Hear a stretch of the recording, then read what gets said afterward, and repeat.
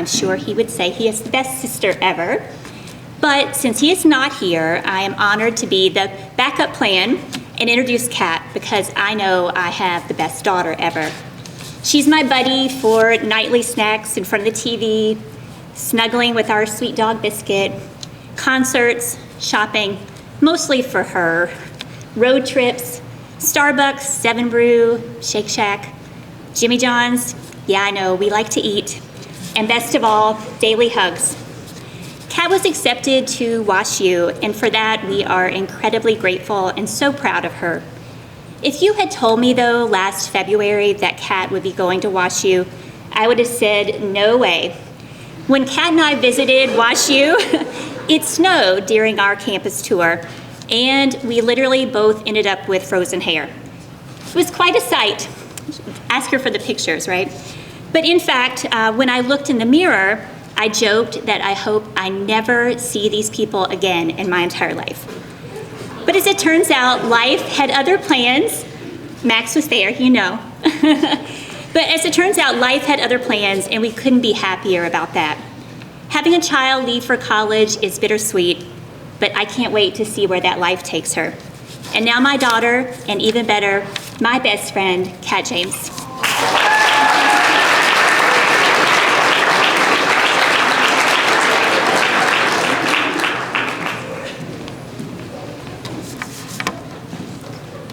I tend to think about the end of things when they've just begun.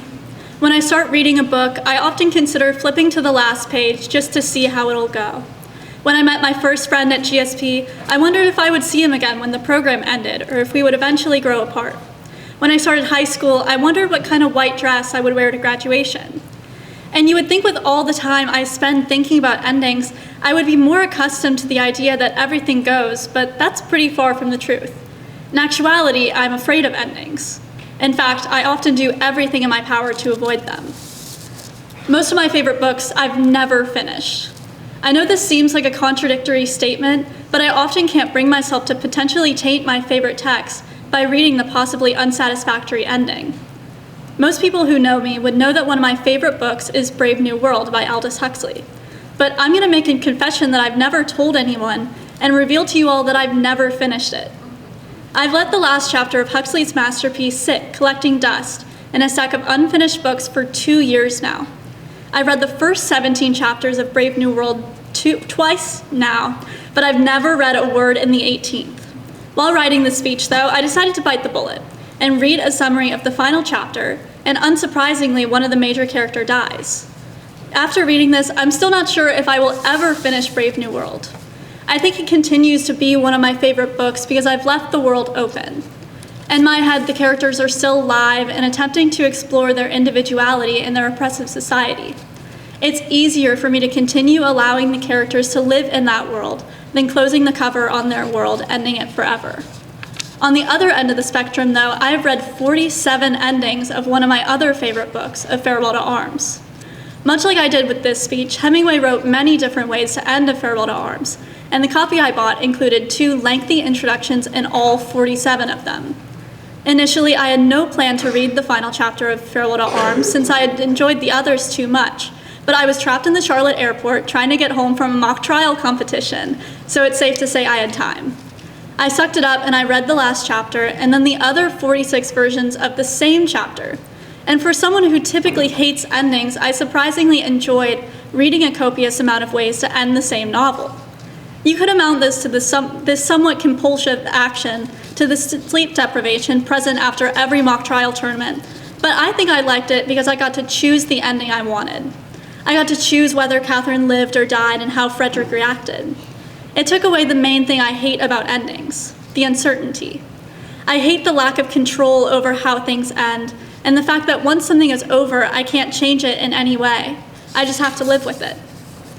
Now you might be wondering, why does this matter? Why does it matter if Kat's a pretentious phony who doesn't finish or over-finishes books from nearly a century ago? But it's not just literary endings I have trouble with. I have immense issues with endings in my real life. This past summer, I attended the Governor's Scholars Program. There, I spent 5 weeks on a college campus, taking classes, thanking God I wasn't in the dorm with black mold, and spending every day with my new best friends. On the last night, they hosted a lock-in for all the scholars to spend as much time as possible with each other before we went home in the morning. And I honestly don't think I've ever cried more in my life than at this lock-in. It was so bad, I should have sent L'Oreal an angry email for false advertisement on supposedly waterproof mascara. I didn't know how I was supposed to go back to my normal life after the program, but like all things, GSP ended and I went home. Unlike novels, I couldn't stop it from being over. Some things you can't stretch out indefinitely, and it isn't always healthy to do so. Even though the program is over, what I learned and the relationships I've made aren't. I still see my best friend for dinner at least once a week, and typically have 2 reunions with my friends who live further a month. GSP was somewhat of a small ending, though, compared to the one impending for all us seniors. While I hate to bring it up, we have less than 1 semester until our time in high school comes to an end. Like all the other endings in my life, I've thought about graduating a lot. But uniquely to this ending, I've spent more time thinking about life after graduation than graduating itself. This ending is something I can't avoid and really don't want to, since that would mean having to repeat senior year, and I think I'm fine with just 1 time. But since I can't avoid it without failing my classes, I'll graduate in May, and then I'll go off to college in August. Now, I've told you all how much I hate endings, but what I haven't said is that I love beginnings. I love the nervous-sided feeling in my chest before I leave my house. I love the possibility for new people and new experiences. And honestly, my love for beginnings far outweighs my disdain for endings. Whenever I start to feel nervous about going out on my own next year, I try to remember all the exciting things that lay on the other side of the end. A lot of endings you can't avoid, but even for someone like me who dreads hearing the word goodbye, I recognize the most important thing is how you react to your ending and embrace the beginning that it ushers in. So tonight, I'm going to restart Brave New World, and this time read all 18 chapters. Soon, I'll buy my dream white dress for graduation, and in a few months, I'll pack up my things and move to college. But for now, I'll try not to wish away the time I have left in high school. I know I might not be ready when the end approaches, but that's okay. I'll choose to focus on the exciting new beginnings on the other side and know I'll be ready for them. Thank you.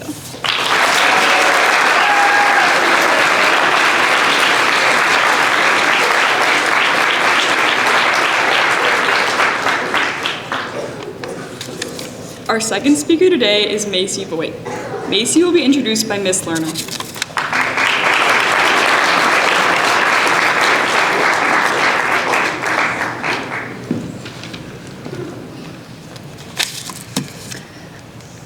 So when Maci asked me to get up and introduce her, I was kind of nervous. It's my first time doing this. But the thing is, Maci has never, ever let nerves stop her from making, or even singing, Mu Alpha Theta announcements here, so I can do this too. Anything for Maci. If you need something done, and done well, Maci's your girl. So here's how I remember meeting her. It was the founding of the Mu Alpha Theta Problem of the Month program. The sophomore girl, whom I really didn't know, came up to me and said, "So Miss Lerner, I was thinking we should start a Problem of the Month program, and there could be 2 levels, and people could submit responses through a Google form, and I can announce it at morning meeting, and here's a slide for the announcement, and it has a QR code." Like, okay, do that. That's awesome. And then she just kept making it better. And the thing is with Maci in charge, it's always done well, it's always done reliably. Because I mean, that's Maci. She doesn't do things by half measures, ever. Whether it's understanding every detail of a complicated math problem or going out for collegiate's first volleyball team, Maci is the kind of person who, when she falls down, gets right back up and redoubles her effort, and she does it with kindness and good humor. She's one of the most determined people I've ever met. I heard that when she was younger, she wanted to be the first woman president. And I'll say, if a person can land a political office through sheer willpower, Maci's gonna do it. And once there, she'll get things done, and she'll get them done right. But I'm sure gonna miss her at Mu Alpha Theta and here at Collegiate, so it's my pleasure to introduce to you Maci Voigt.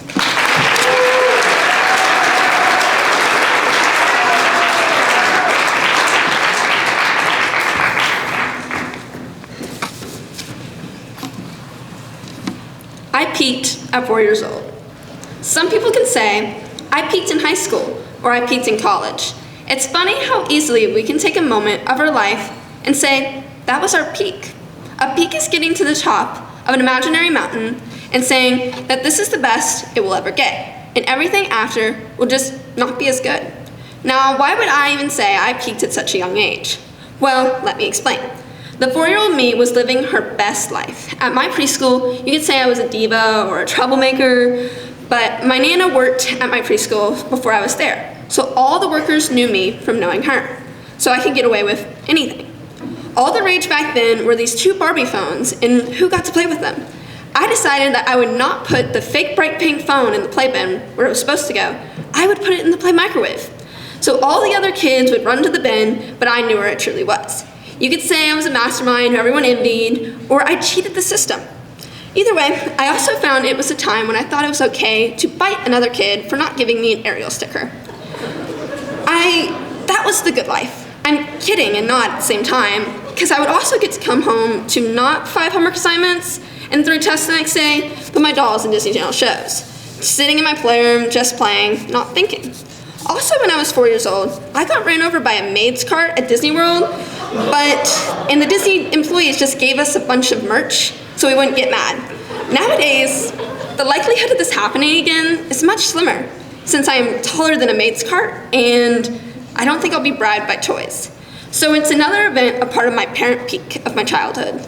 My peak supposedly dropped when I entered kindergarten, as I still had the same mentality that I could get away with anything. However, this wasn't true. So chatty Cathy little me was getting in trouble in all of our classes, ending up in the oops book every day for weeks, which was like points for 5-year-olds. My teachers called my mom so much for their disruptive child that kindergarten was not enjoyable for any of us. Now, if a peak should go like a peak should go, my life should have progressively gotten worse and worse and worse. However, this isn't true. There's always a choice to look for the good memories rather than the bad, and classify that's how it always was. Now, I'm sure everyone has once wished they had never grew up or they could go back to that one moment in time, but I don't think I or truly anyone in this room has ever had a peak. And we should try not to pick one moment in time and choose to compare it to any other future memories. Because just because a time in your life does not feel as if it's the best, does not mean amazing memories cannot be made.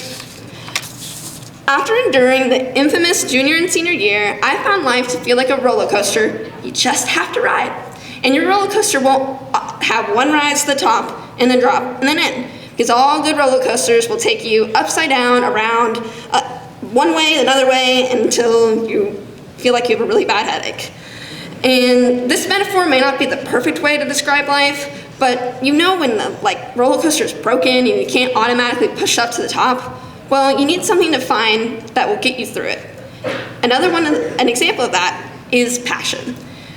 These passions could be deeply personal to you or passions that are small and universal. I've always found myself using my passions to truly keep me positive, whether it is an AP Bio test next week, college applications, or midterms. For instance, music, which is very universal, has been something I use to keep me going, whether it's blasting a song in the car after a long day at school or looking forward to a release day at Target. It's all in appreciating the small moments. So this is me trying to tell you that even in the small moments that feel like I've already hit my peak and life is only gonna get worse, you can still take moments to jam out to your favorite songs and use your other small passions to fuel your excitement for the future. Passion is also driven in the experiences we have. We can have absolutely amazing memories in the past, but that does not mean there won't be more in the future. In the summer of 2023, I went to France, to St. Louis, and to Disney World. I entered each place with any jet lag or adrenaline that I may have had, whether my jaw was being permanently floored at architecture, landmarks, or even screaming on rides. I was passionate about my experiences, not worrying if anything would top this. I found my desire to go be that tourist that may get ran over by a car just because she's trying to find the best picture. My passion for traveling gave me the motivation during school to reminisce, but also get overly excited about what my next adventure may become. Now, if life actually had a peak, the summer 2023 should have left me with an uneventful 2024.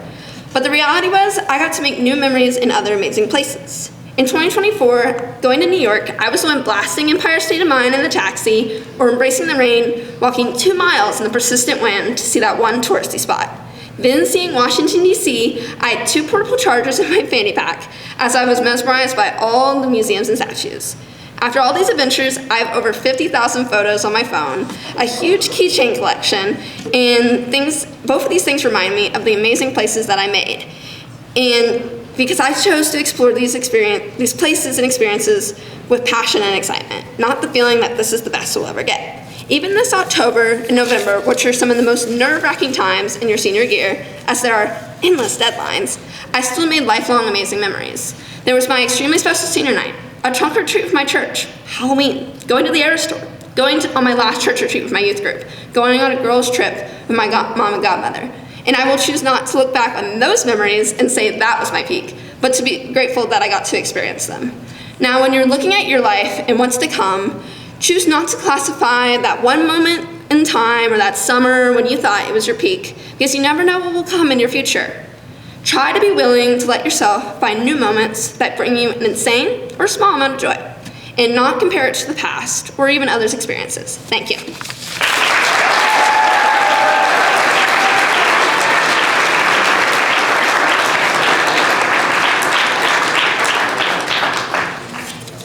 Our third speaker today is Lily Butler. Lily will be introduced by her mom, Kelly, who is reading for her brother.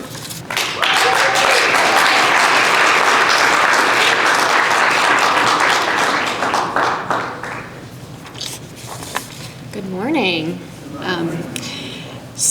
Lily's older brother, Aiden, really wanted to be here this morning to introduce her, and he wrote an introduction. The weather was not cooperative, so I'm going to do my best here to sub for him. I'm going to directly read this. I didn't want to prep because I didn't want to overly mom edit this. So here we go. A letter from my sister, Lily. These last several years, I've had the privilege of getting to know you not just as a sibling, but as one of my best friends. You've always been the adventurous sibling. You were always the first one to get onto the roller coaster, the first one to get into the ocean at the beach.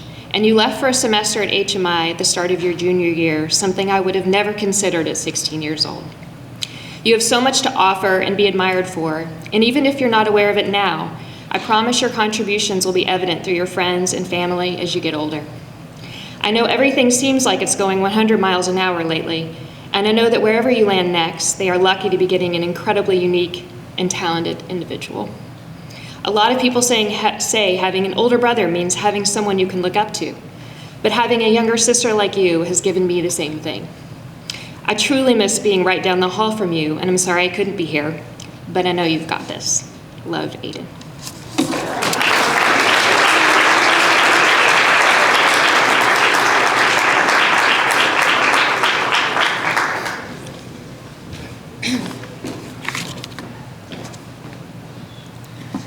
If you are close to me, you may have heard some stories about my great Aunt Pam.